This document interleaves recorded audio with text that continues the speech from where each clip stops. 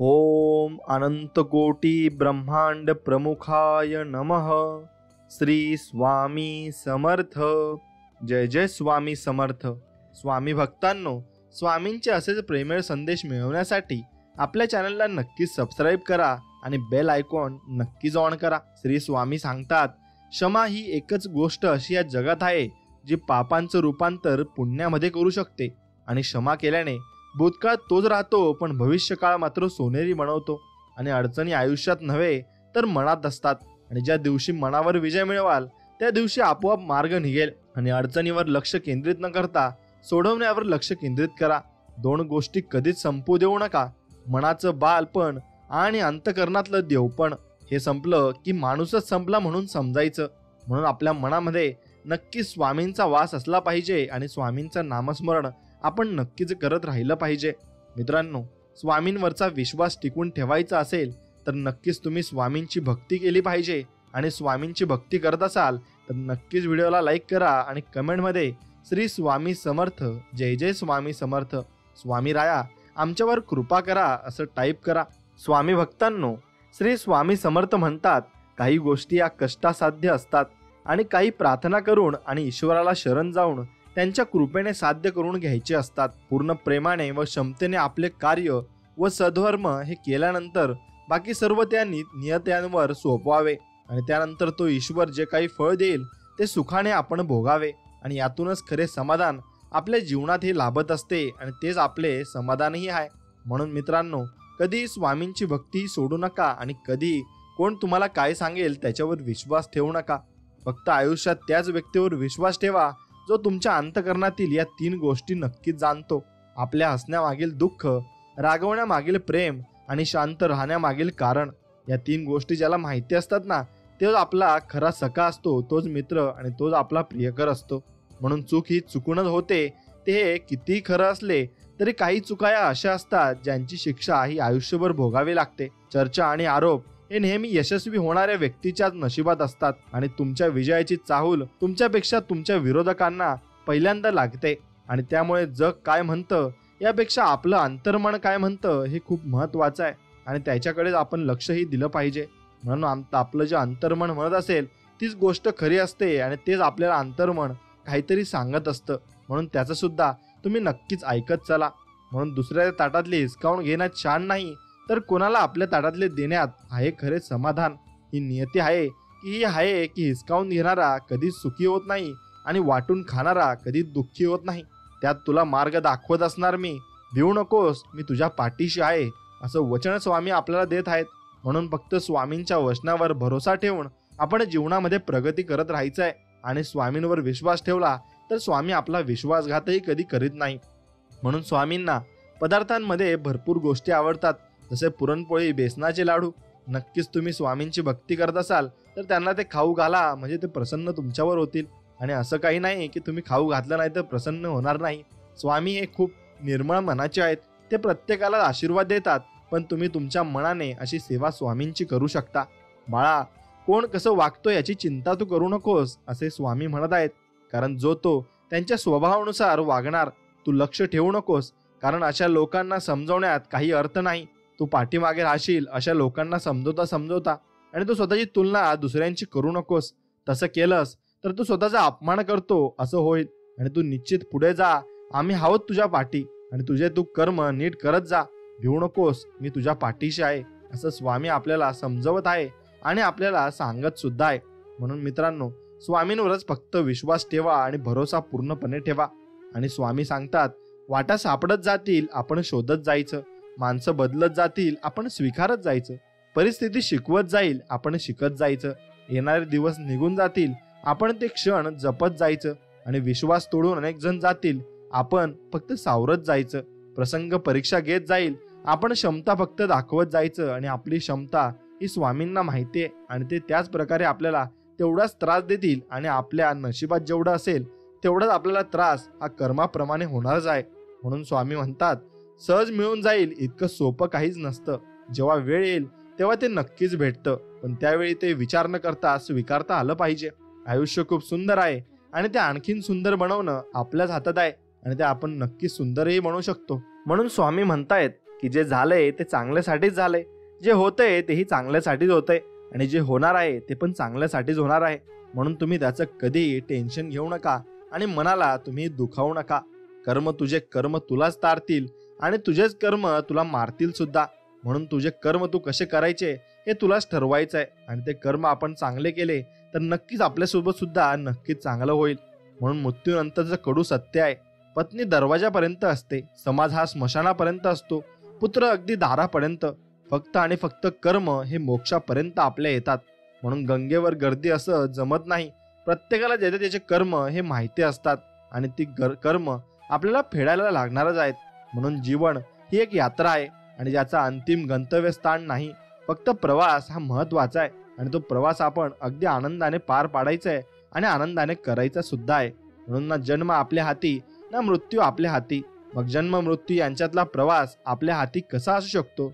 आणि जे नशिबात आहे ते नक्कीच मिळणार आणि त्यापेक्षा अधिक काहीच नाही मिळणार.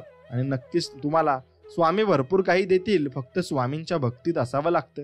वेळ सगळ्यांवर येते आणि वेळ सगळ्यांची येते. या 2 वाक्यात नक्कीच भरपूर मोठा अर्थ दडून बसलेला आहे. म्हणून वेगापेक्षा दिशा महत्वाची आहे आणि जर दिशा योग्य नसेल तर वेगाचा काही उपयोग होत नाही. म्हणून तुम्ही आयुष्यात चांगल्या दिशेला जाणं खूप महत्वाचं आहे. प्रत्येक वेळेस योग्य रस्त्याने जाणे योग्य नसतं. म्हणून आपण कधी कधी दुसऱ्या रस्त्याने सुद्धा जायला हवं आणि प्रत्येक रस्त्याचा अनुभव आपल्याला नक्कीच जीवनात घ्यायला हवा. म्हणून तुझ्या प्रत्येक संघर्षाची कहाणी लिहित जाणार. तुझ्या सोबत जरी कोणी नसेल तरी तुझ्या पाठीशी तो उभा राहणार आणि ते आपले स्वामी समर्थ आहेत. काहींना घर सोडताच मिळालेलं सर्व काही, काही लढत राहिले आयुष्यभर तरी मिळालं नाही काही. म्हणून मित्रांनो, आपलं घर सोडणं सुद्धा आपल्या परिवारासाठी खूप महत्वाचं असतं आणि ते खूप दुःखदायक सुद्धा असतं. म्हणून जेव्हा जबाबदारीच्या तळ्यात पडाल तेव्हा पोहायला आपोआप आपण शिकून जाल आणि तेव्हा आपल्याला कळेल की आपल्याला काय गोष्टी मिळत होत्या आणि आपण किती छान राहत होतो. म्हणून ज्ञानाच्या आधारे केलेला अंदाज कधी कधी चुकीचा असू शकतो, पण आलेला अनुभव कधीच चुकीचा नसतो. कारण अंदाज आपल्या मनाने केलेली कल्पना असते आणि अनुभव आपल्या जीवनातील सत्य असतं. म्हणून ज्ञान असेल तर शब्द समजतात आणि अनुभव असेल तर अर्थ नेहमी समजत असतात. म्हणून देणारा देत असतो, घेणारा घेत असतो. काय चांगलं काय वाईट तो सर्व काही पाहत असतो आणि ते फक्त आपल्याला नक्कीच बघत राहायचंय आणि स्वामींची भक्ती करायची. माणसाने समोर बघायचे की मागे, यावरच पुष्कळसे सुख दुःख अवलंबून असते. म्हणून मागच्या आठवणी काढत बसू नका, फक्त पुढचा विचार करा. जाणीव असल्याशिवाय माणसाला मायेचा झरा फुटत नाही, एवढं मात्र निश्चित खरं आहे. म्हणून तुला घडवायचं तसं घडव विठ्ठला, या मोहाच्या जाळ्यातून सोडव विठ्ठला. आणि हा मोहाचं जाळं खूप मोठं आहे, यातून तुम्ही गुंतागुंतीचा खेळ खेळाल आणि एक दिवस हा नक्कीच जीवन सोडून तुम्हाला जायचंय आणि प्रत्येकालाच जायचंय. म्हणून आनंदाने जगायचं आणि आनंदाने आपल्या मनाप्रमाणे प्रत्येक गोष्ट करायची आहे. कोणी नाही मिळालं म्हणून नशिबाला कोसायचं नसतं. मी अनुभवलंय, काहींना मिळून सुद्धा काही मिळत नसतं. आणि कधी एक गोष्ट लक्षात घ्या की एकाला चमकवण्यासाठी दुसऱ्याला झिजावं लागतं. काही मिळवायचं म्हटल्यावर सुद्धा काही सोडावं लागतं. जिंकण्यासाठी सुद्धा आधी हरावं लागतं. वर्तमानात रमायचं म्हटल्यावर आधी भूतकाळाला पुसावं लागतं. स्वर्ग पाहण्यासाठी सुद्धा आधी मरावं लागतं. आणि आयुष्याची ही लढाई सर्वांची सारखीच आहे. इथं जगण्यासाठी सुद्धा रोज नक्कीच मरावं लागतं. म्हणून तुझ्यात आणि माझ्यात फरक काय आहे माहिती आहे का? तुला सिद्ध करायचं आहे आणि मला फक्त समजून सांगायचं आहे, बस एवढाच फरक असतो. म्हणून मित्रांनो, थकायचं नसतं, लढायचं असतं. पडायचं नसतं, जिद्दीने उभं राहायचं असतं. आणि आयुष्य आहे इथं मरायचं नसतं, फक्त जगत राहायचं असतं. आणि हा काळ आपल्यासाठी आला आहे आणि तो आपल्याला निभवायचा आहे, याच्यावरच फक्त आपण विश्वास ठेवायचा असतो. म्हणून चांगल्या गोष्टी घडत नसतात, त्या घडवाव्या लागतात. त्यासाठी योग्य वेळी योग्य ते निर्णय घ्यावे लागतात. आणि केलेले उपकार, दिलेला शब्द आणि उपयोगी पडलेली माणसं कधीही मात्र जीवनात ही विसरायची नसतात. म्हणून नाती ही इलेक्ट्रिक करंट सारखी असतात. चुकीची जुळली तर आयुष्यभर झटके आणि योग्य जुळली तर तुमचं पूर्ण आयुष्य प्रकाशमय करून टाकतील. म्हणून प्रत्येक व्यक्तीमध्ये गुणवत्ता आणि कमतरता दोन्हीही असतात. फरक फक्त इतकाच आहे, जो पारखून बघतो त्याला गुणवत्ता दिसते आणि जो तपासून बघतो त्याला कमतरता मात्र आपल्यात दिसत असते. म्हणून कितीही मोठा पाठिंबा असला ना तरी यशस्वी तोच होतो ज्याच्या रक्तात जिंकण्याची हिंमत आणि लढण्याची धमक मात्र नक्कीच असते. म्हणून यशाचा उत्तम मार्ग म्हणजे अजून एकदा प्रयत्न करणे होय. आणि ते प्रयत्न तुम्ही केले तर नक्कीच जीवनात तुम्ही यशस्वी होणार सुद्धा आहेत. म्हणून जर पाहिलेली स्वप्न पूर्ण होत नसतील तर तुमचे तत्व बदलण्यापेक्षा तुमच्या कामाची पद्धत बदला, कारण झाडे नेहमी आपली पानं बदलतात, मुळं कधीच बदलत नाही. म्हणून संकट टाळणं माणसाच्या हाती नसतं, पण संकटांचा सामना करणं त्यांच्या हातात नक्कीच असतं. म्हणून न हारता, न थकता, न थांबता प्रयत्न करणाऱ्यांसमोर कधी कधी नशीब सुद्धा झुकत असतं. म्हणून वेळ आणि व्यक्ती निघून गेल्यावर झालेली जाणीव ही व्यर्थ असते. म्हणून प्रसिद्धी ही अशी बाब आहे जी कितीही मिळाली ना तरी माणसाची तहान मात्र कधी भागत नसते. म्हणून आपल्याला जेवढी प्रसिद्धी मिळाली तेवढीच भरपूर असावी आणि आपल्याला त्यात समाधान मानलं नक्कीच पाहिजे. म्हणून आयुष्य हा एक मोठा शिक्षक आहे. तो आपल्याला यश आणि अपयश या दोन्हींचा सामना कसा करावा हे शिकवते. मग तुमच्या अपयशातून शिकून तुमच्या यशाची उंची नव्याने तुम्ही गाठली पाहिजे आणि यश हे तुम्हाला मिळणारच आहे. म्हणून भित्री माणसे मरण्यापूर्वी अनेकदा मरतात, पण शूर माणसे एकदा जन्मतात आणि एकदाच ती मरत असतात. म्हणून जिद्द पण अशी ठेवा की जी नशिबात नसलेल्या गोष्टी सुद्धा तुम्हाला नक्कीच मिळाल्या पाहिजेत. आणि सिंह बनून जन्माला आले तरी स्वतःचे राज्य हे स्वतःच मिळवावे आणि लागते त्या, कारण या जगात नुसत्या डरकाळीला महत्व कधीच नसते. म्हणून मित्रांनो, एका मेणबत्तीने तुम्ही हजारो मेणबत्ती उजळू शकता, पण आनंदाची ही तशीच आहे. तुम्ही जितका आनंद वाटणार तितका तो वाढणार आणि आनंद हा वाटल्याने कमीत कमी कधीच होत नसतो, तो नेहमी वाढत असतो. आणि तुम्हालाही सर्व लोकांना खुश ठेवायचे असेल तर तुम्हाला आनंद वाटत राहावा लागेल. म्हणून समुद्रात कितीही मोठे वादळ आले तरी समुद्र आपली शांतता कधीही सोडत नाही, तो शांत असतो आणि स्थिर असतो. म्हणून वेळ तुमची आहे, हवं त्याला सोनं बनवा किंवा स्वप्न बघत झोपेत व्यर्थ करा. हे तुम्हाला ठरवायचंय की तुम्हाला जीवनात चांगल्या गोष्टी करायच्या आहे किंवा मग तुम्हाला असंच जीवन तुमचं व्यर्थ घालायचंय. जीवनात अडचणी त्यांना देतात जे जबाबदारी स्वीकारायला तयार असतात, आणि जे जबाबदारी स्वीकारणारे कधीही हरत नसतात, एकतर जिंकतात किंवा मग ते जीवनामध्ये भरपूर काही गोष्टी या शिकत देखील असतात. म्हणून मित्रांनो, कधीच कोणी हरत नसतं, प्रत्येक जण जिंकत असतं आणि प्रत्येक जण इथे जिंकायला सुद्धा आलंय. म्हणून तुम्ही कोणाशी कम्पेअर करू नका, आपण आपलं जगायला शिका आणि टेन्शन नका घेऊ. दुसरं दुर्लक्ष करायला शिकलं की टेन्शन आपोआप कमी व्हायला चालू होतं आणि आपल्याला टेन्शन कोणत्याच गोष्टीचं यायला नको, कारण आपल्या पाठीमागे एवढी चांगली लोक असताना सुद्धा आपण कशाला टेन्शन घ्यायचं. म्हणून जेवढं एकट्याने संघर्ष कराल ना तेवढं ताकदवान राहाल आणि अजिबात कोणाच्या भरोशावर बसू नका. स्वतःची ढाल स्वतः व्हा आणि स्वतःच्या जोरावर तुमचं अस्तित्व उभं करा. नक्कीच तुम्ही खूप मोठे व्हाल आणि तुम्हाला नक्कीच मोठा विजय मिळेल असे मी भगवंताकडे मागतो. आणि तुमच्या पाठीमागे सदा स्वामी समर्थांचा हात राहो ही स्वामींच्या चरणी प्रार्थना माझी. म्हणून कमजोर लोक बदला घेतात, शक्तिशाली लोक माफ करतात, तर बुद्धिमान लोक हे दुर्लक्ष करत असतात. म्हणून स्वतःला घडविण्यात आपला वेळ खर्च करा, म्हणजे तुम्हाला इतरांना दोष द्यायला वेळच अजिबात मिळणार नाही. म्हणून आपला वेळ आपल्या स्वतःमध्ये घालवायला शिका आणि आपलं मन हे चांगलं मोकळं राहायला शिका. समजा ज्या दिवशी तुम्ही यशस्वी व्हाल ना त्या दिवशी सगळे लोक तुमच्याजवळ येतील आणि तुम्हाला विचारतील, हे तू नक्कीच करून दाखवलाय. म्हणून यशाच्या शिखरावर चढल्यानंतर लोकांना फक्त आपलं यश दिसतं, आपण घेतलेले कष्ट अजिबात त्यांना दिसत नसतात. म्हणून जीवन सोपं नसते तर त्याला सोपं बनवावं लागते, कधी लक्ष देऊन तर कधी दुर्लक्ष करून. फक्त आपण जीवन जगायचं असतं. म्हणून कोणतीही महान व्यक्ती संधी मिळत नाहीत म्हणून तक्रार करीत नाही, तर संधी निर्माण करण्यासाठी प्रयत्न ते मात्र नक्कीच मनापासून करत असतात. म्हणून तुम्ही जर तेव्हा परत प्रयत्न करण्यासाठी उभे राहता जेव्हा सर्व संपलेलं असतं, तर निश्चितच तुम्ही आयुष्यात काहीतरी करू शकता आणि काहीतरी मोठं करण्यासाठी तुम्ही आयुष्यात नक्कीच आलेले आहात. म्हणून लोखंडाला फक्त त्याचा गंज मारू शकतो आणि नष्ट करू शकतो, आणि त्याचप्रमाणे माणसाला कोणीही नाही तर त्याची मानसिकता नष्ट करू शकते. म्हणून तुम्ही कसं विचार करताना याच्यावर तुमचं जीवन हे पूर्णपणे अवलंबून असतं, आणि ते जीवन तुम्ही विचार करण्यावरच तसंही घडत असतं. म्हणून तुम्ही विचार नेहमी चांगले केले पाहिजे. आणि जी लोक नशिबावर विश्वास ठेवतात ती लोक भित्री असतात, आणि जे स्वतःचं भविष्य स्वतः घडवतात तेच खरे कणखर असतात, आणि तीच लोक पुढेही जात असतात.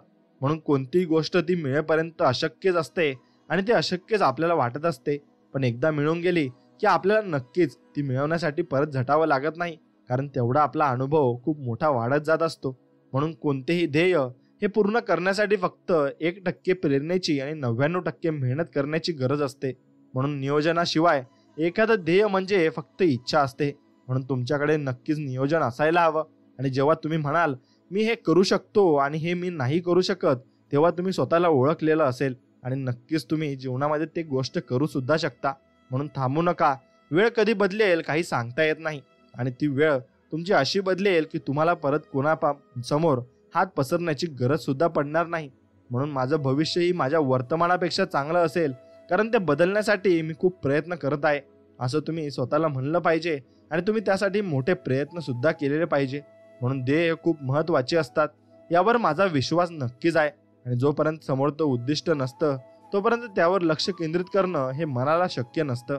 परंतु ध्येयाचा उद्देश अंतिम लक्ष प्राप्ती नाही, तर तुमचं लक्ष केंद्रित करणं आणि तुम्हाला दिशा देणं हा असतो. म्हणून ध्येयाबाबत विचार करताना तुम्ही पुढील मुद्दे लक्षात ठेवा. सहज फोकस करता येईल इतकं ध्येय स्पष्ट असावं. ध्येय हे प्राप्त करता येण्याजोगं अर्थात आवाक्यातलं असावं.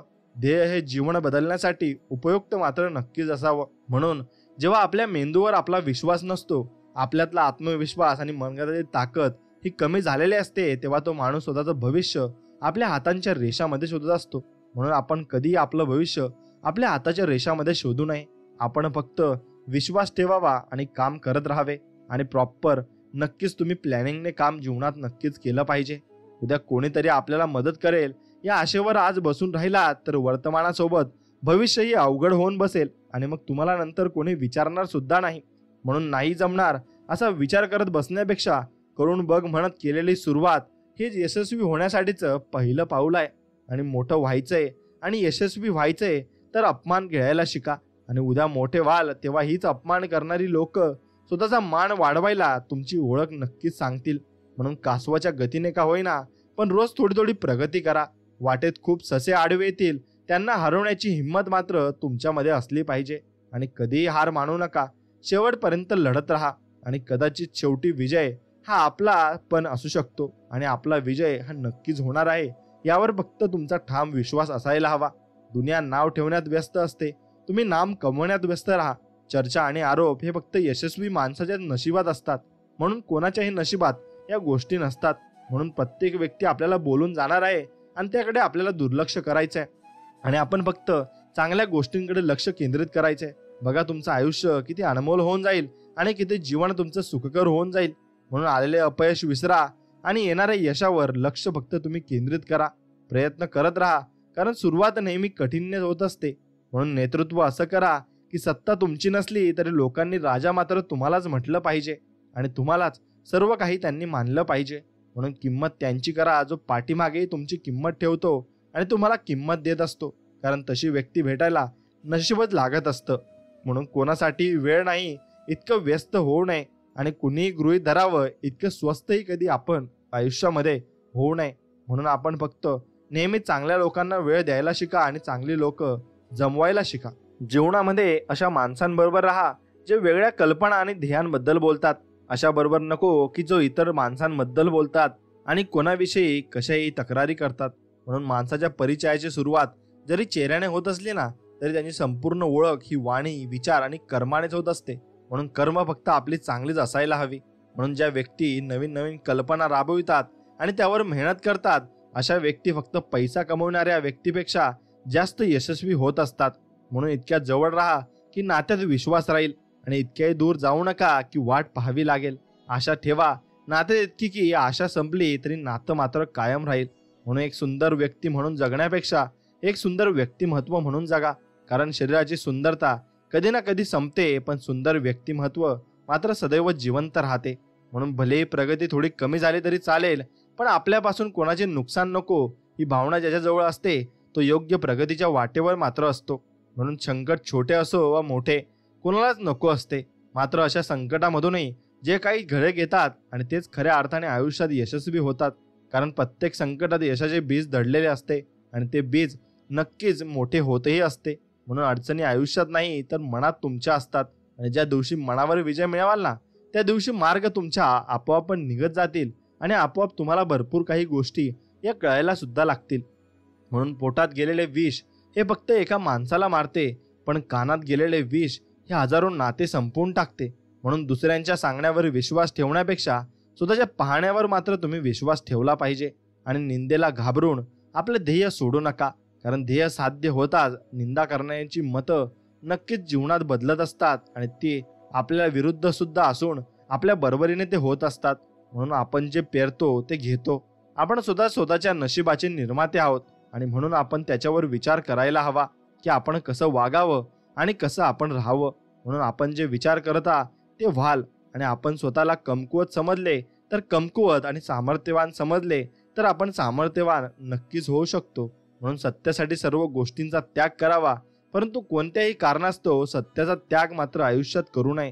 म्हणून उठा, जागे व्हा आणि उद्दिष्ट साध्य होईपर्यंत अजिबात तुम्ही थांबू नका.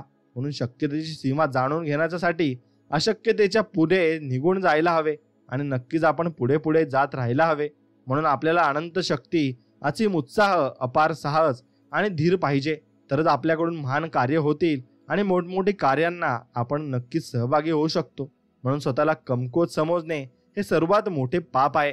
म्हणून कधीच आपल्याला स्वतःला कमकुवत समजू नका. आपण सर्व काही आयुष्यामध्ये करू शकतो ज्याचा आपण विचार करू शकतो. म्हणून इतरांवर अवलंबून राहणे हे शहाणपणाचे नाही, तर शहाण्या माणसाने स्वतःच्या पायावर उभे राहून काम केले पाहिजे. हळूहळू सर्व काही ठीक होते आणि शेवटी त्याचा नक्कीच लाभ आपल्याला होत असतो. म्हणून दुःखी माणसाला मदत करण्यासाठी लांबवलेला एक हात प्रार्थनेसाठी जोडलेल्या 2 हातांपेक्षा अधिक उपयुक्त ठरत असतो.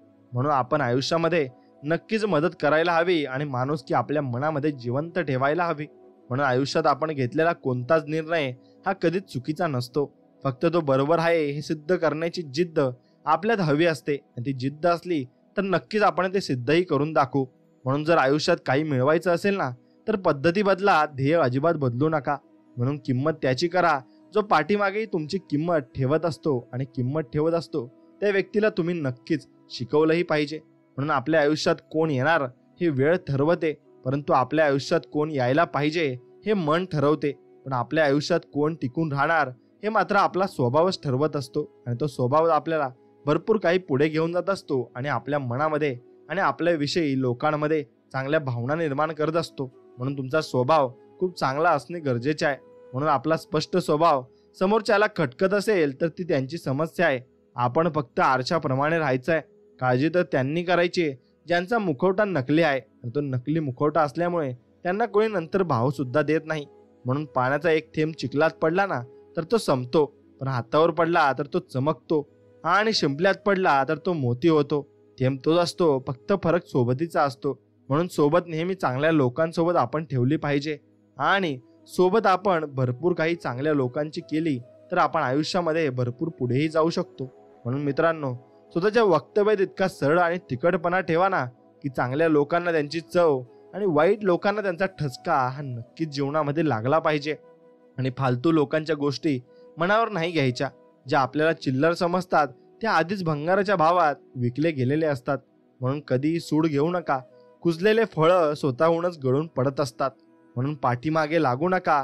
आकर्षित मात्र सगळ्यांना तुम्ही करा. सगळी माणसं तुमच्याजवळ नक्कीच येतील. म्हणून आयुष्यात पाठिंबा देणारी माणसं सोबत असली की मनस्थितीसोबत परिस्थिती सुद्धा बदलायला वेळ लागत नाही. म्हणून संयम ठेवा.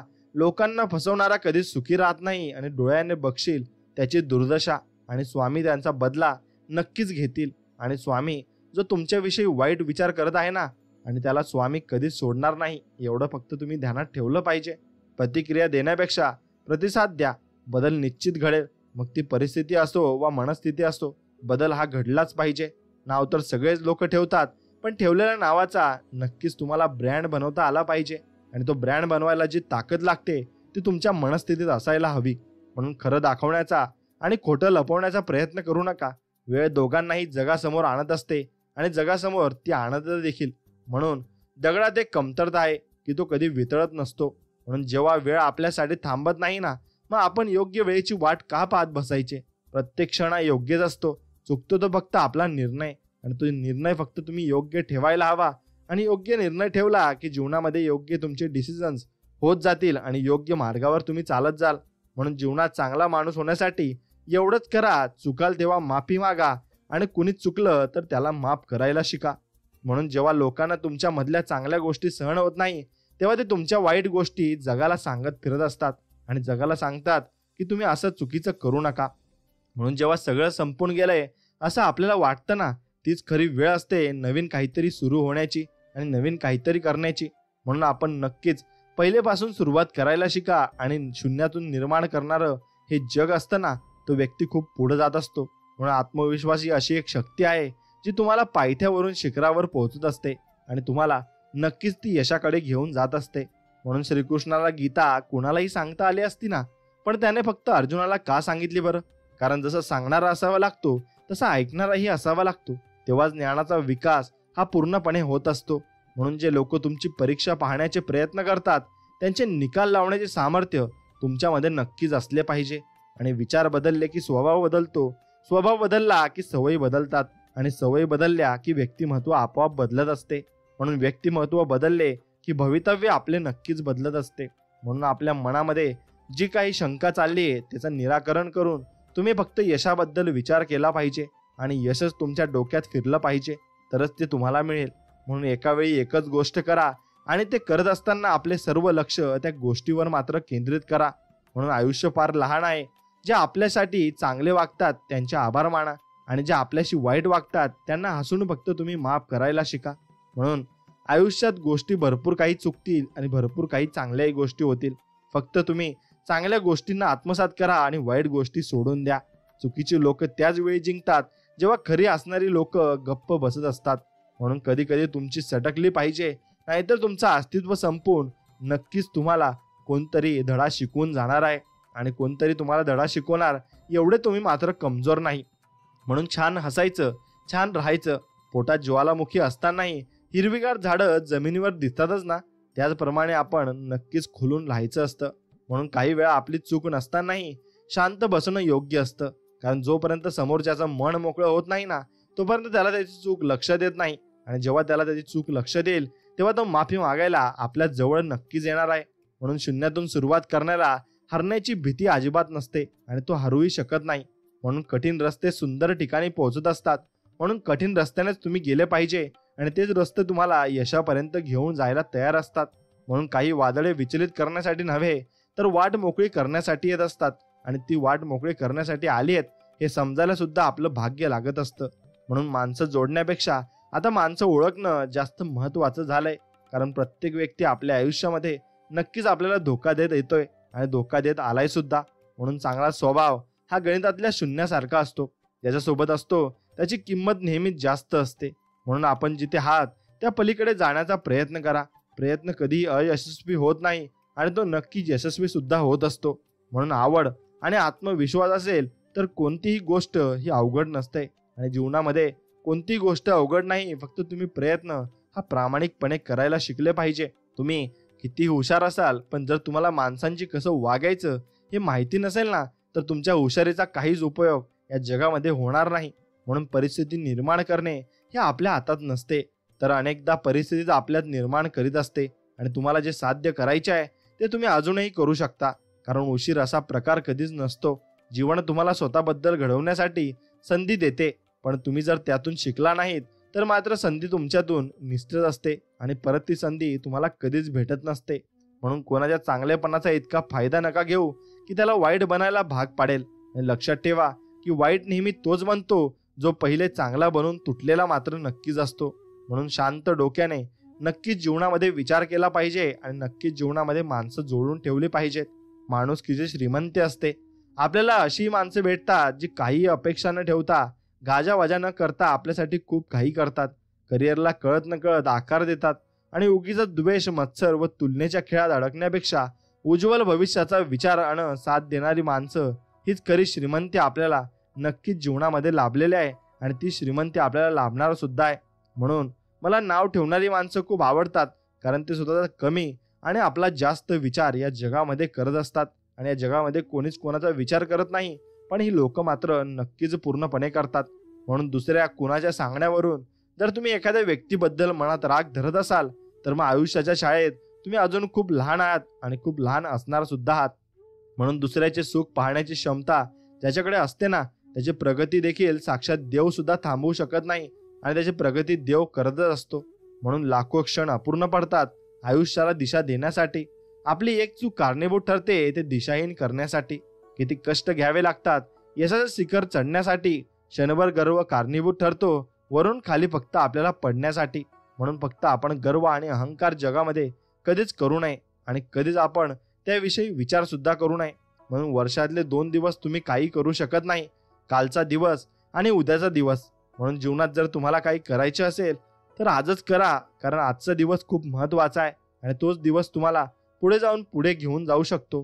कारण तोच दिवस तुम्हाला विसरायचा नाहीये आणि त्या दिवसाची सुरुवात तुम्ही आजपासून करायची आहे. म्हणून स्वतःला असे तयार करा की तुमच्या विरोधकाला तुमचा पाय खेचण्याच्या ऐवजी तुमचा हात पकडून घेण्याची आणि पुढे जाण्याची इच्छा नक्कीच मनामध्ये निर्माण झाली पाहिजे. आणि तशी इच्छा निर्माण झाली तर ते व्यक्ती तुमच्या सोबत देखील असतील आणि तुमच्या सोबत येतील सुद्धा. म्हणून जीवनामध्ये संपत्ती कमवायचं आणि तेवढंही महत्त्वाचं आहे, कारण संपत्ती नाही कमवली तर लोक आपली लायकी काढत असतात आणि म्हणून संपत्ती कमवणंही तेवढं महत्त्वाचं आहे. आणि संपत्ती कमवली नाही तर लोक भरपूर काही गोष्टी आपल्याला बोलून जातील आणि आपल्याला ते करू सुद्धा देणार नाही. म्हणून वैयक्तिक दृष्टिकोनाची तत्व असतात. म्हणून प्रामाणिक प्रयत्नांच्या आधारे माणूस स्वतःच्या आयुष्यात उत्थान करू शकतो आणि यापेक्षा अन्य प्रोत्साहनपर बाब मला ठाऊक नाही. म्हणून मित्रांनो, स्वामींवर मनापासून विश्वास ठेवा आणि असेल तर व्हिडिओला लाईक करा आणि कमेंटमध्ये श्री स्वामी समर्थ नक्कीच तुम्ही लिहायला शिकलं पाहिजे. आणि ते लिहायला शिकाल तेव्हा तुम्ही स्वामींचं नामस्मरण केलं असं त्याचा अर्थ होतो. आणि स्वामींचं नामस्मरण तुम्ही अशा प्रकारे कराल की तुम्ही प्रत्येक वेळा श्री स्वामी समर्थ या जपाचा नक्कीच वापर केला पाहिजे. आणि हे जप करत असताना तुम्हाला फक्त स्वामींची आठवण आली पाहिजे. आणि मग स्वामींची आठवण तुम्हाला आली की मग सगळं काही तुम्ही विसरून फक्त स्वामींच्या मनात तुम्ही गुंग होऊन जाल आणि तुम्हाला दुसरं काही सुचणार देखील नाही. फक्त स्वामींविषयी विचार तुमच्या मनात चालत राहतील आणि तुम्हाला फक्त स्वामींविषयी सर्व काही या जगामध्ये दिसत राहील. म्हणून फक्त तुम्ही पृथ्वी, स्वर्ग आणि पाताळ या तिन्ही लोकांचा स्वामी म्हणजे शेषानागी भगवान विष्णू त्यांना प्रणाम तुम्ही नक्कीच केला पाहिजे. आणि म्हणून संकटातून वाचण्यासाठी आत्मरक्षणे केले पाहिजे आणि आपण आपले धन नेहमीच सुरक्षित ठेवले पाहिजे. तसेच वेळप्रसंगी धनसंपत्ती खर्च करून स्त्रियांचे रक्षण करणेही आवश्यक असते. परंतु सर्वांपेक्षाही आपले रक्षण करावयास हवे आणि आपण स्वतःचे रक्षण करू तेव्हाच आपण नक्कीच पुढेही जाऊ आणि पुढे आपल्याला भरपूर मार्गही मिळतील. म्हणून प्राचीन काळापासून ही परंपरा राहिली आहे की ऋषीमुनी आणि विद्वान लोक ज्या कोणत्या कार्याचा प्रारंभ करीत असत त्या अगोदर ते देवाचे स्मरण अवश्य करीत असत, ज्यामुळे ते कार्य सफलतापूर्वक संपन्न होऊ शकेल. म्हणून आचार्य चाणक्य देखील सर्व शक्तिमान प्रभू विष्णूला नमस्कार करून नक्कीच ते आपल्याला काही उपदेश देऊ इच्छितात आणि ते उपदेश तुम्ही नक्कीच जीवनामध्ये ऐकले पाहिजे. सत्यम अर्थात श्रेष्ठ पुरुष या शास्त्राचा पद्धतशीरपणे अभ्यास करून ही गोष्ट योग्य प्रणाली जाणेल. ही वेद इत्यादी धर्मशास्त्रामध्ये कोणते कार्य करणे योग्य सांगितले आहे आणि कोणते अयोग्य, पुण्य काय आहे, हे पाप काय आहे, तसेच धर्म आणि अधर्म काय आहे. म्हणून मनुष्यासाठी आवश्यक आहे की जो त्या धर्माचा प्रारंभ करणार आहे त्या कार्याचे त्याला या आधी ज्ञान असायला पाहिजे आणि की जे कार्य करण्याजोगे आहे किंवा नाही त्याचा परिणाम काय होईल हे त्याला नक्कीच समजायला हवे. आणि तो परिणाम त्याला समजला मग तो कार्यामध्ये आपलं मन लावू शकतो आणि आपलं सर्व काही त्या प्राण्यांमध्ये आणि त्या सर्व काही गोष्टींमध्ये तो पूर्णपणे आपल्याला ते समजावून सांगू शकतो. म्हणून मित्रांनो, त्यासाठी आपण पूर्णत्वाने त्यामध्ये विलीन व्हायला हवे. म्हणून आता मी मानव मात्राच्या कल्याणाच्या इच्छेने राजकारणाच्या त्या ज्ञानाचे वर्णन करेन जे जाणून मनुष्य सर्वज्ञ होतो. चाणक्य म्हणतात की हा ग्रंथ जो वाचून कोणी हा व्यक्ती जनरहित आणि राजकारणाच्या बारकाव्यांना समजून सर्वत्र होईल तेथे सर्वज्ञ शब्दांचा चाणक्याच्या दृष्टिकोनातून भरपूर काही फरक तुमच्या जीवनात देखील पडणार आहे आणि तुमचे जीवन खूप चांगले होऊन जाईल आणि तुम्हाला कोणीही हरू शकत नाही. म्हणून चाणक्य या श्लोकात स्त्रियांमध्ये वाचलेल्या काही स्वाभाविक दोषांचे वर्णन करतात. खोटं बोलणे, विचार न करता कोणत्याही कार्याचा प्रारंभ करणे, दुस्साहस करणे, कपट करणे, मूर्खतापूर्वक कार्य करणे, लोभ करणे, अपवित्र राहणे आणि निर्दयता या गोष्टी स्त्रियांचे स्वाभाविक दोष आहेत. आणि स्त्रियांमध्ये नेहमी हे दोष आढळतात आणि त्या साधारण गोष्टीवर खोटं बोलतात, आपल्या शक्तीचा विचार न करता अधिक साहस दाखवतात आणि कपटाने कार्य करतात. त्याचबरोबर मूर्खपणा, अधिक लोभ, अस्वच्छ राहणे तसेच निर्दयी होणे आणि या अशा गोष्टी नेहमी स्त्रियांच्या स्वभावामध्ये असतात आणि हे स्त्रियांचे स्वाभाविक दोष आहेत आणि अर्थात अधिकांश स्त्रिया या दोषांनी युक्त असतात. आता तर स्त्रिया शिक्षित होत आहेत परंतु आता विष भरलेले आहे. वरून गोड आणि आतून दृश्य अशा व्यक्तीला मित्र म्हटले जाऊ शकत नाही. म्हणून जो मित्र खोटा आहे त्याच्यावर विश्वास करू नये आणि जो मित्र आहे त्याच्यावर देखील कधी विश्वास करू नये, कारण असे होऊ शकते की तो मित्र कधी नाराज होऊन सर्व गुप्त गोष्टी प्रकट करेल. म्हणून चाणक्य म्हणतात की जो व्यक्ती चांगला मित्र नसेल त्याच्यावर तर विश्वास ठेवण्याचा प्रयत्न उद्भवत नाही. आणि परतंत्र त्यांचे हे म्हणणे देखील योग्य आहे की चांगल्या मित्रांच्या संबंधांमध्ये देखील पूर्णपणे विश्वास करू नये, कारण कोणत्याही कारणामुळे तो नाराज झाला तर सर्व गुप्त गोष्टी सांगू शकतो. म्हणून आज मोठमोठ्या शहरांमध्ये जे अपराध वाढत आहेत, जी कृत्य आहेत, त्याच्या मागे परिचित व्यक्तींचा हात अधिक आढळतो. आणि अथवा या म्हणीप्रमाणे घरच्यांनीच पाठीत खंजीर खुपसला असे म्हणजे चुकीचे नाही. आणि म्हणून जो खूप चांगला मित्र असतो तो घरच्या सभासदासारखाच बनतो आणि व्यक्ती भावना विश्वासक होऊन त्याला आपल्या सर्व गुप्त गोष्टी सांगते. पण मन जेव्हा कधी त्यांच्यात गैरसमज अथवा बेभावना उत्पन्न होतात तर तोच कथित मित्र व्यक्तीला नुकसान पोहोचत असतो. आणि एवढं आपण समजून घेतले पाहिजे. म्हणून एखादे कार्य करण्याचे जर मनात ठरविले असेल तर त्याचा जाहीर उल्लेख करू नका. मनात योजलेल्या कामावर लक्ष केंद्रित करून त्यावर विचार मंथन करून त्याचा उल्लेख न करता मनात योजलेल्या विचारांचे कार्यात रूपांतर करावयास हवे. म्हणून मनात योजलेल्या कार्यांना तोंडाने प्रकट करू नये, परंतु मनपूर्वक योग्य प्रकारे विचार करून त्याचे रक्षण करायला पाहिजे. आणि मौन राहून त्या विचार केलेल्या गोष्टीला कार्याच्या रूपामध्ये बदलायला पाहिजे. आणि आचार्य चाणक्याचे म्हणणे आहे की व्यक्तीने कधीच आपल्या मनातील गोष्टींना उघड करू नये आणि त्याला जे कार्य करायचे आहे त्याला आपल्या मनातच ठेवावे आणि वेळ आल्यावर पूर्ण करावे. म्हणून काही लोक जे काही करू इच्छितात त्यांच्याबद्दल सारखे बोलत राहतात. अशा प्रकारे त्यांच्या गोष्टीचे महत्त्व हे नक्कीच जीवनामध्ये कमी होत असते आणि त्या गोष्टीचं महत्त्व काही उरत सुद्धा नाही. आणि जर कोणत्याही कारणामुळे तो व्यक्ती ठरलेलं काम पूर्ण करू शकले नाही व त्याचा उपहास व्हायला लागतो आणि त्याचबरोबर त्या व्यक्तीचा विश्वास देखील कमी व्हायला लागतो. मग काही काळानंतर असे व्हायला लागते की लोक त्यांच्या बोलण्याकडे लक्ष देत नाहीत आणि त्या व्यक्तीला नुसत्या गप्पा हाकारण्याचं समजले जाते. आणि म्हणूनच मनुष्याने बोलण्यापेक्षा करण्याबाबत अधिक प्रयत्नशील राहिले पाहिजे आणि करत देखील राहिले पाहिजे. म्हणून मूर्खता नेहमी कष्टदायक असते आणि तारुण्य देखील निश्चित रूपाने दुःखदायक असते. म्हणून त्याचबरोबर दुसऱ्या घरामध्ये निवास करणे अर्थात कोणावर आश्रित होऊन राहणे आणि अत्यंत कष्टदायक असते. मूर्ख आणि अत्यंत कष्टदायकच असते, कारण मूर्ख व्यक्तीला योग्य आणि अयोग्यतेने ज्ञान नसते. आणि मूर्खाप्रमाणेच तारुण्य देखील दुःखदायक याकरिता मानले गेले आहे, कारण तारुण्यामध्ये व्यक्ती काम वासनेच्या आवेगामध्ये उत्तेजित होऊन कोणतेही मूर्खतापणाने कार्य करू शकतो आणि ज्यामुळे त्याला अनेक कष्ट सहन करावे लागतात. चाणक्य म्हणतात, या गोष्टी तर कष्टदायक आहेतच, परंतु यापेक्षा देखील अधिक कष्टदायक आहे दुसऱ्यांच्या घरामध्ये राहणे. कारण दुसऱ्यांच्या घरामध्ये राहिल्याने व्यक्तीचे स्वातंत्र्य हे समाप्त होऊन जात असते. म्हणून सर्व पर्वतांवर रत्न आणि माणिक मिळत नाही, ना प्रत्येक हत्तीच्या मस्तकामध्ये मोती हे उत्पन्न होतात. त्याच प्रकारे सज्जन पुरुष सर्व स्थानावर मिळत नाही आणि सर्व जंगलामध्ये चंदन देखील उत्पन्न होत नाही. आणि अनेक पर्वतांवर भलेही काही रत्न मिळू शकतात, पण अनेक खाणींमध्ये अनेक अन्य रत्न देखील प्राप्त होऊ शकतात, परंतु सर्व पर्वतांवर अथवा खाणीमध्ये माणिक प्राप्त होऊ शकत नाही. कारण माणिक एक लाल रंगाचे बहुमूल्य रत्न आहे. असा समज आहे की हत्तीच्या अधिकांश अशिक्षित स्त्रिया उपरोक्त दोषांनी युक्त असतात. म्हणून मित्रांनो, एक गोष्ट लक्षात घ्या की भोजनासाठी चांगले पदार्थ प्राप्त होणे, ते खाऊन पचवण्याची शक्ती असणे आणि सुंदर पत्नी मिळणे, तिच्या उपभोगासाठी कामशक्तीचे असणे आणि धनाच्या बरोबरच दान देण्याची इच्छा असणे, या गोष्टी मनुष्याला महान तपामुळेच प्राप्त होऊ शकतात आणि त्याशिवाय अजिबात नाही. म्हणून भोजनामध्ये चांगल्या पदार्थाची इच्छा सर्वच करतात, परंतु त्या प्राप्त होणे आणि त्यांना पचवण्याची शक्ती असणे देखील आवश्यक आहे. आणि प्रत्येक व्यक्तीची इच्छा असते की त्याची पत्नी ही सुंदर असावी, परंतु व्यक्तीमध्ये कामशक्ती देखील असायला पाहिजे. प्रत्येक व्यक्तीची इच्छा असते की त्याच्याजवळ धन असावे, परंतु धन मिळाल्यानंतर किती लोभ असे असतात की त्याचा सदुपयोग करतात. आणि धनाचा सर्वात चांगला सदुपयोग दानामध्येच आहे. आणि चांगली अर्धांगिनी, शारीरिक शक्ती, पौरुषता आणि निरोगीपणा, धन तसेच वेळ आल्यावर गरज पडल्यावर कोणाची मदत करण्याची प्रवृत्ती आणि पूर्वजन्माच्या काही चांगल्या कर्माद्वारेच प्राप्त होऊ शकते. आणि ते पूर्वजन्म आपल्याला नक्कीच पुढे घेऊन जाऊ शकते. आणि त्या पूर्वजन्मात आपल्याला भरपूर काही गोष्टी या जीवनामध्ये शिकवत असते आणि त्या गोष्टी शिकूनच आपण जीवनामध्ये पुढे जात राहिले पाहिजे आणि पुढे जाऊन त्या गोष्टी आपण साध्य केल्या पाहिजे. म्हणून मित्रांनो, या गोष्टींमधला बोध आपण काढू शकतो आणि त्या गोष्टींमधला बोध काढताना आपल्याला भरपूर काही गोष्टी समजायला अवघड जातात. पण स्वामींच्या कथा अशा आहेत, त्यातून तुम्हाला प्रत्येक गोष्टीमधून काही ना काही बोध हा मिळतच असतो. म्हणून एक गोष्ट होती की सरस्वती सोनारीण.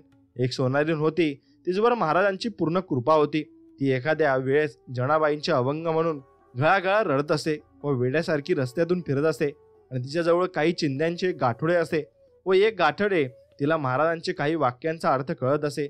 एखाद्या वेळी महाराज रागवले आणि शांत होईनात म्हणजे सेवेकरी मंडळींनी मण्याबा व ही सरस्वती ही सोनाकरीण यास शोधून आणावे. मग पुढे मण्याबा व मागे ही सोनारीण हातात काठे घेऊन एकाने ज्ञानोबा तुकाराम, एकाने बोडकीचे काय काम असे भजन करून नाचू लागावे. म्हणजे महाराज हसू लागत आणि हे इतकी की त्यांचे अंग हे व पलंग सर्व हलत असे. आणि अशी दोन दोन घटना हे गंमत चालत असे. म्हणून एकदा नरसोबाच्या वाडीची काही मनुष्य दर्शनाला आले होते आणि त्यांनी शिरीष प्रश्न केला की स्वामी आपण कोण आहात? समर्थ म्हणले, मूळ पुरुष वडाचे झाड दत्तनगर. हे ऐकताच सोनाली बोलली, वटपत्रशाही मूळ पुरुष दत्तात्रय रूपाने अवतारले आहेत आणि ती भिक्षा मागून खात असे. 10-12 कुत्री तिच्या पडवीत असत आणि तितक्याच ती तुकडे खाऊ घालायची आणि तिच्या पाठीस पोरी लागत आणि त्यांनी तिच्यावर धूळ फेकावी व ती त्यांच्या नक्कीच काड्या करीत असत. आणि अशा तिच्या कधी कधी खेळ चाले. पण महाराजास ती अतिप्रिय होती आणि म्हणून ती स्वामी समर्थांचा चमत्कार पाहू शकत होती आणि स्वामी समर्थांना ओळखू शकत होती. म्हणून पुढची कथा आहे पुण्याच्या कर्तव्याचे आगमन आहे. पुण्यातील एका कर्वे नावाचे गृहस्थ हे महाराजांचे दर्शनात आले आणि 2-4 दिवस राहून एके दिवस कर्वे यांनी असे विचारले की महाराज आपली ज्ञाती कोण? मी समर्थ म्हणाले, आम्ही यजुर्वेदी ब्राह्मण, आमचे नाव नृसिंहबान, काश्यप गोत्र, मीन राशी. पुन्हा विचारल्यास टाळक्यात पायपोस. काय रे, तुझी फटाकडी मुलगी पुण्यात रात्रंदिवस तिकडं ते काय करत असते? ज्ञाती कोण? असे ऐकताच कर्वे मान खाली घालून रडू लागला आणि श्री साक्षात नमस्कार करून म्हणाला, आपण साक्षात परब्रह्म मूर्ती स्वरूप निसंचित आहात. काय करावे? अपकीर्तीपेक्षा मरण बरे. यावर सर्व सत्यातम म्हणाले, रोता है क्यों, जाओ होली करो. हे ऐकून कर्वे पायावर डोके ठेवून पुण्यास निघून आले आणि पुढे होळीच्या दिवसात त्यांची मुलगी मरण पावली. तेव्हा महाराजांच्या सांगण्याचा अनुभव आला. म्हणून पुढची गोष्ट अशी आहे की रंगपंचमीचा दरबार. एके दिवशी रंगपंचमी असल्यामुळे त्या उत्सव संबंधाने राजवाड्यात दरबार भरला होता आणि चिंतोपंड आप्पा कारभारी यांच्या घरी श्री स्वामी समर्थांची वारी असल्याने त्यात जाण्यास उशीर झाला आणि राजांकडून त्यास जासुदा आला आणि श्रींनी टोळास कचेरीत जाऊ नको म्हणून आज्ञा केली आणि समर्थांची आज्ञा अमान्य करून टोळ यास जाता येईना आणि इकडे राजाची इतराजी होईल म्हणून भीती पडली आणि अशा पंचायतीत टोळ असता पुन्हा बोलवाने झाले नाही आणि पण समर्थ आज्ञा देईनात आणि तिसरे केपे चोपदार बोलावण्यास आला आणि तरी समर्थांनी परवानगी दिली नाही. चिंतोपंतांकडे पाहून महाराज रागाने म्हणाले, तुझा गळा कापला तर तू काय करशील? वगैरे पुष्कळ प्रकारे रागवून महाराज म्हणाले, दरवाजा बाहेर बसून लवकर या. म्हणून मोठ्या दिमाखाने हुकूम करतो. टोळ श्रींचे भक्त असल्या कारणाने त्याला वाटले की आज दरबार काही तरी विपरीत घडणार आहे आणि राजाची गैरसमजाची होण्याची भीती न बाळगता ती श्री समर्थांच्या आज्ञेप्रमाणे दरबारात न जाण्याचा त्यांनी निश्चय केला. आणि गोपाळ जोशी हिरकरांनी जोपर तारास विचारले, राजेसाहेबांचे कोठे बसले आहेत? आणि चोपदाराने सांगितले की राजेसाहेब थोरल्या दरवाजाच्या नक्कीच बाहेर चौथऱ्यावर बसले आहेत आणि त्यावर दरवाजा बाहेर बसून हुकूम करतो. म्हणून महाराज म्हणाले, ती गोष्ट सर्वांच्या अनुभवास आली आणि पुढे दरबारात दुतर्फा मानकरी मंडळी बसली असता गणपतराव खंडागळे यांचे कमरेस तलवार लटकत होती आणि तिचे टोक गणपतराव बस्ते यांचे पाटोग्यास लागून पाकोडे फाटले होते आणि खाली पडले होते. म्हणून भर दरबार अपमान झालेला सहन न होऊन बस्ते गणपतरावांच्या अंगावर धावले आणि तलवारीचे सळ दोघांनी उपसून ते एकमेकांच्या प्राण घेण्यास प्रवृत्त झाले आणि दुसरे मानकरी मंडळींनी मोठ्या प्रयासाने उभयांतस बाजूस काढून तंटा मिटवला आणि याप्रमाणे रंगपंचमीचा बेरंग झाला. बस्ते यांनी विनाकारण दंगा केला म्हणून राजेसाहेबांनी त्यास अक्कलकोटाच्या हद्दपार केले. असो, श्रींनी टोळास दरबारात जाऊ दिले नाही याचे कारण हेच असावे आणि म्हणून स्वामींना पहिले सगळ्या गोष्टी ज्ञात असत आणि त्यांना सर्व गोष्टी माहिती सुद्धा असायचे. म्हणून पुढची गोष्ट आहे सोलापूरचे नारायण बुवांची फजिती. आपली निंदा करण्याची एखाद्या वेळेस फजिती करून महाराज त्यास भक्तीस लावीत आणि नारायण भट म्हणून एक गृहस्थ सोलापुरास राहत असे व तो कधी कधी अक्कलकोटात येत असे. परंतु त्याची श्रद्धा ही स्वामींचरणी नसून लोकांजवळ तो श्रींची निंदा करी आणि हे स्वामी असून पाहिजे तेथे जेवतात, कोठेही निसतात, कर्म काही नाही, विटाळ नाही, तर हे कशाचे संन्याशी. एके दिवशी तो सोलापुरात जाण्यास निघाला. सर्व लोक दर्शन घेतात म्हणून जाता जाता हाही दर्शनास गेला. श्रींचे दर्शन घेऊन थट्टेने पाहत उभा राहिला. तेव्हा महाराज म्हणाले, बोंबलत जा. महाराजांचे वाक्याचा विषय विधी निषेध वन वाटून भटजी मोठ्या दौलाने चालत झाला आणि घरी जाऊन पाहतो तो 3-4 हजारांची चोरी झाली आणि चोरीचा बहुत तपास केला परंतु पत्ता लागत नाही. तेव्हा महाराजांनी निघते वेळेस बोलावले. वाक्य भटजींच्या लक्षात येऊन आपण केलेल्या कर्माचे आपणास हे प्रायश्चित मिळाले अशा पश्चाताप होऊन तो श्री स्वामी समर्थांच्या भक्तीत नक्कीच लागला होता. म्हणून कोणाला कसं अनुभव द्यायचा आणि कसे चमत्कार दाखवायचे हे स्वामींना चांगल्या प्रकारे माहिती होते. म्हणून मित्रांनो, पाटावर पादुका उठवल्या. चिंतोपंत आप्पा टोळ यांनी आपल्या घरी विष्णू पंचायतनास कोटी तुळशी वाहण्याचा संकल्प करून त्या प्रकारे दररोज तुळशी वाहण्याचा कार्यक्रम चालवला होता. आणि केव्हा केव्हा स्वामी समर्थ त्यांचे पूजेच्या वेळेस त्यांच्या घरी येत आणि महाराज आले म्हणजे त्यांची पूजा करून त्यांचे चरणी टोळ हे विष्णू समसनल माऊलीने तुळशीपत्र वाहत. आणि एके दिवशी श्री समर्थ चरणी नामावली वाहून धूप दीप नैवेद्य वगैरे यथासांग करून चिंतोपंतांनी महाराजांची पूजा केली व शेवटी प्रार्थना केली की श्रींचे चरण पूजेकरता निरंतर सनिध असावे, असा फार हेतू आहे आणि असे ऐकताच बरे आहे, तुझ्या म्हणण्याप्रमाणे होईल असे सांगून महाराज निघून गेले. आणि काही वेळाने पाहतात तुझ्या पाटावर श्री स्वामी समर्थांची स्वारी बसली होती. त्या पाटावर श्रींचे दोन्ही चरण पिवळट रंगाने उठलेले दृष्टीस पडले. आणि जसे मृदू वाळू चालत असता मनुष्याचे पाय उमटतात तसे श्री स्वामी समर्थांचे चरण शुष्क कष्टाचे पाटावर उमटले. आणि अद्भुत चमत्कार पाहून टोळ यास परमानंद झाला व महाराजांचा प्रसाद शिरसावंद्य समजून भक्तिपूर्वक त्यांची नित्य पूजा करू लागले.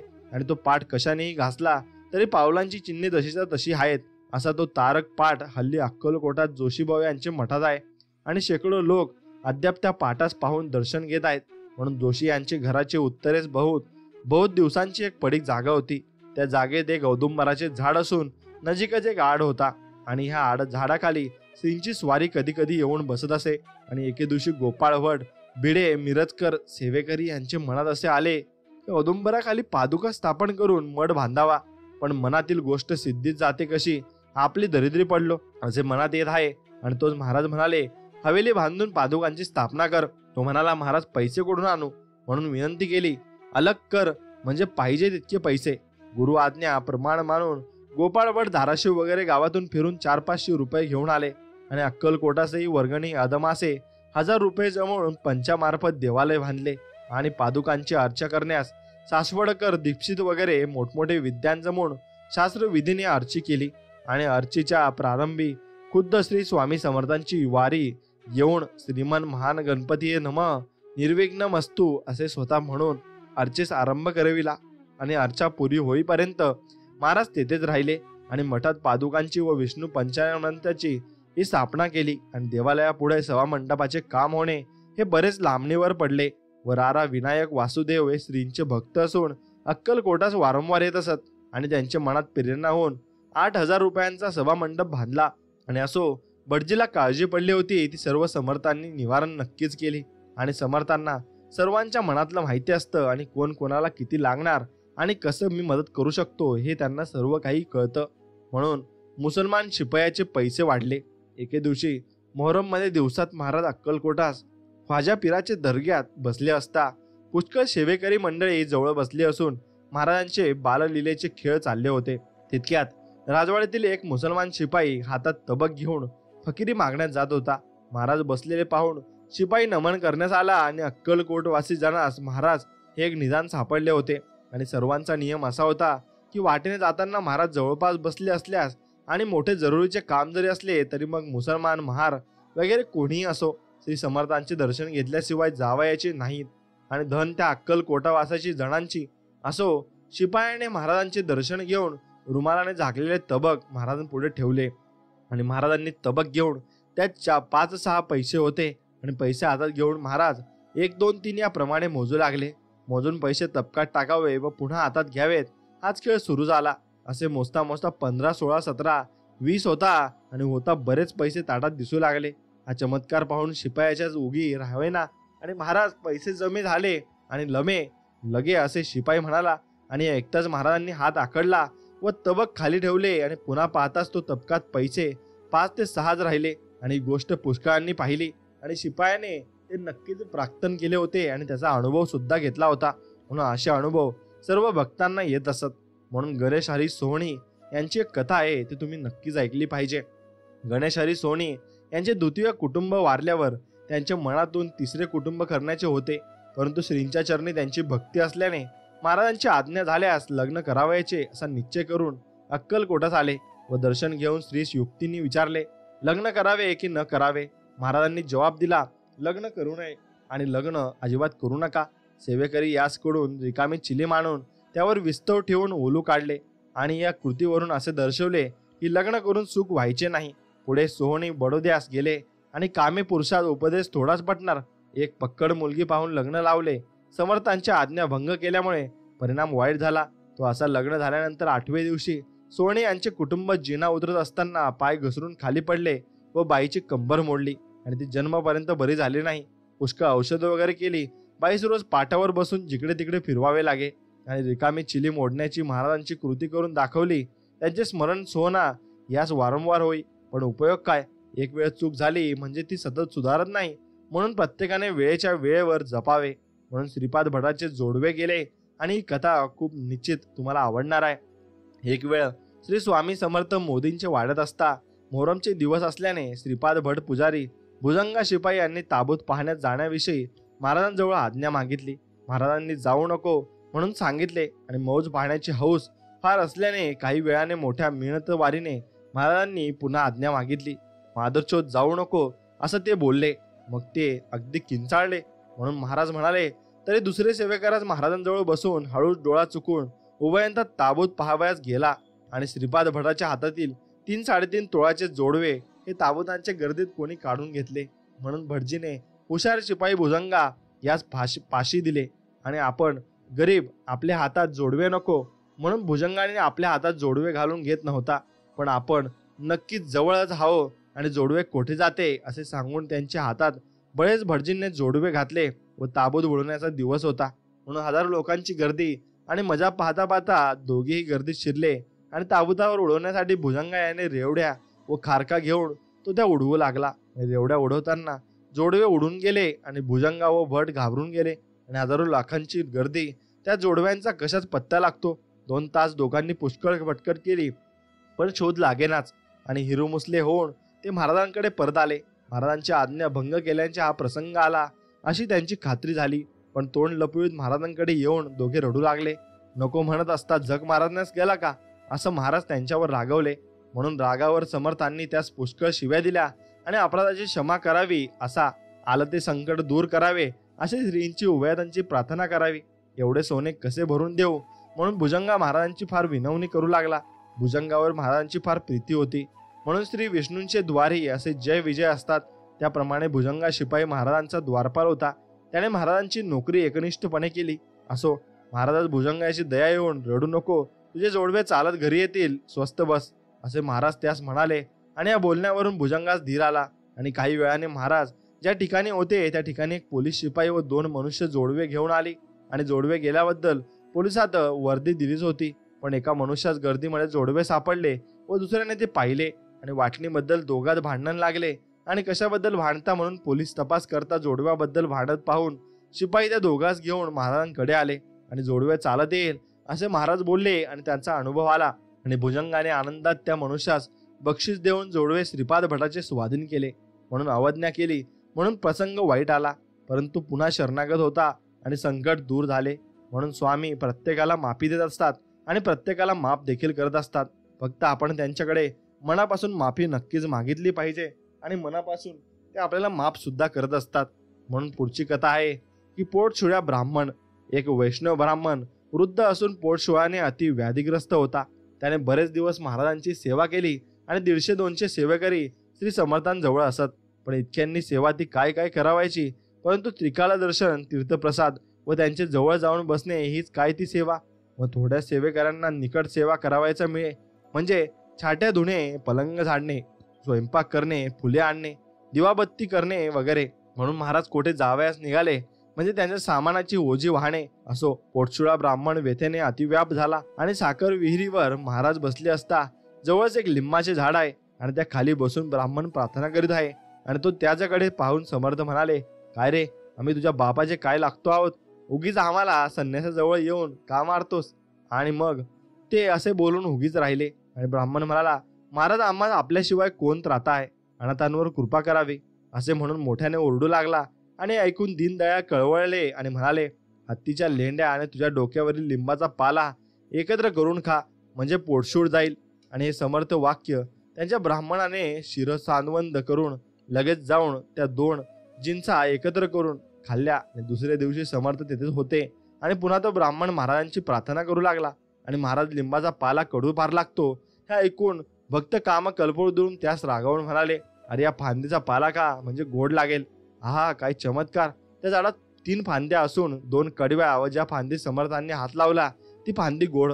काय सामर्थ्य आहे. हे झाड अद्याप आहे आणि पुष्कळ लोक त्या फांदीच्या पालव्याचा प्रसाद म्हणून पाला काढून नेतात. हा अनुभव जो कोणी अक्कलकोटात गेले असतील त्या सर्वद्रास ठाऊक असेलच. आणि असे त्या ब्राह्मणाचा पोटशूळ या औषधाने थोड्याच दिवसात गेला.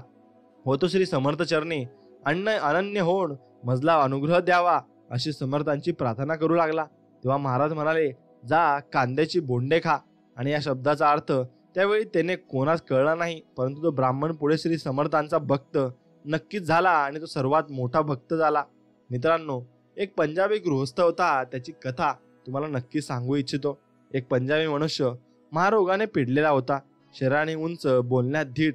शके 1768 आणि 87 मध्ये अक्कलकोटा झाला. आणि त्यावेळी महाराज साखर विहिरीवर होते आणि बरोबर सेवेकरी लोक होते. आणि पंजाबी स्त्री दंडवत घालून पुढे उभा राहिला आणि म्हणाला, आप बहुत चमत्कार करते हो, यह सुनकर मैं आया हो.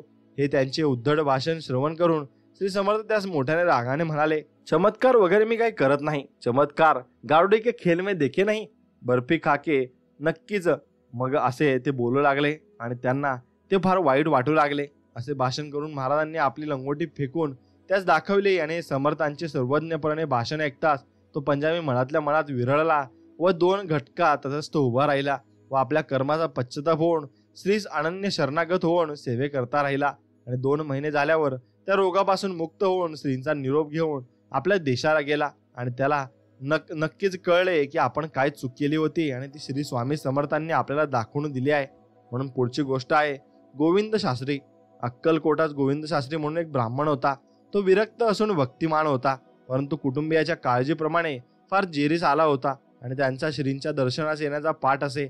आणि त्याला असे वाटे की कुटुंबाची काही निश्चिती झाली असती तर आपणास श्री समर्थांची भक्ती करण्यास आवश्यकता मिळाला असता. आणि लोकांकडे भिक्षुकी करून मग अगदी कंटाळून गेले. पण काय करावे, काही उपयोग चालत नाही. महाराज पुष्कळ लोकांचे हेतू पूर्ण करतात, तर आपणही श्रीच विचारून पाहावे. मग आपले प्रारब्ध असा विचार करून दर्शन घेऊन खाली बसला व आता विचारावे असे तो मनात म्हणणे आणि आणीत असे.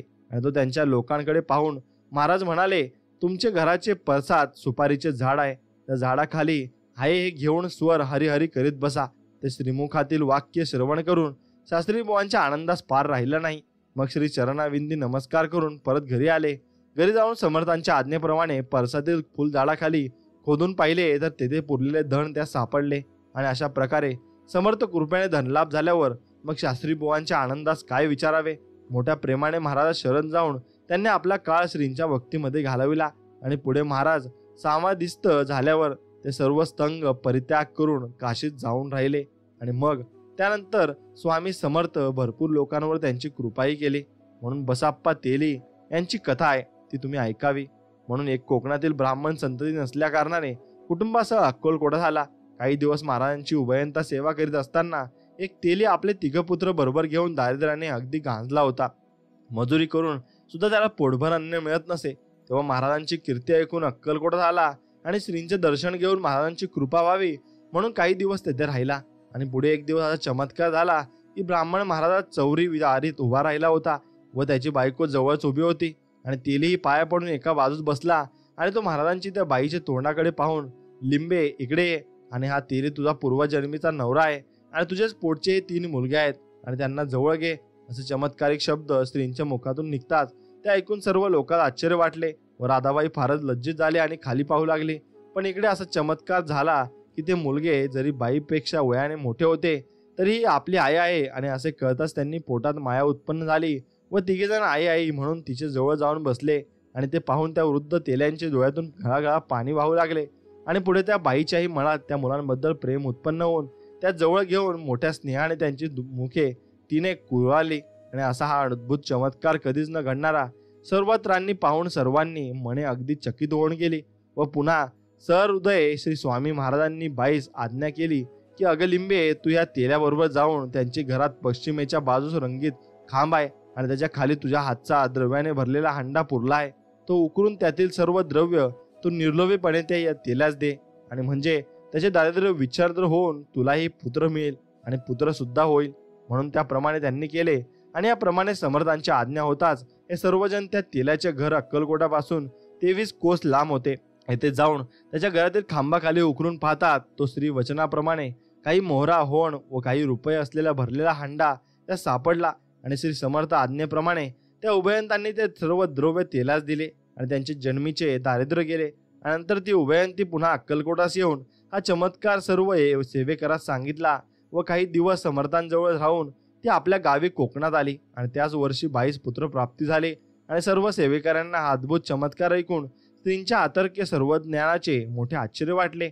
असो, याप्रमाणे श्री स्वामी समर्थांनी उभयंता शरणागतास अतर्क्य सर्वज्ञापणाची किंचित लीला चमत्कार दाखवून त्यास पूर्व जन्माची ओळख करून दिली आणि त्यांचे उभयतांचे मानसिक भिन्न हेतू एकमेकांच्या हातून एकमेकांचे सिद्धीस नक्कीच नेले आणि नक्कीच त्यातून त्यांना मार्गही भेटला.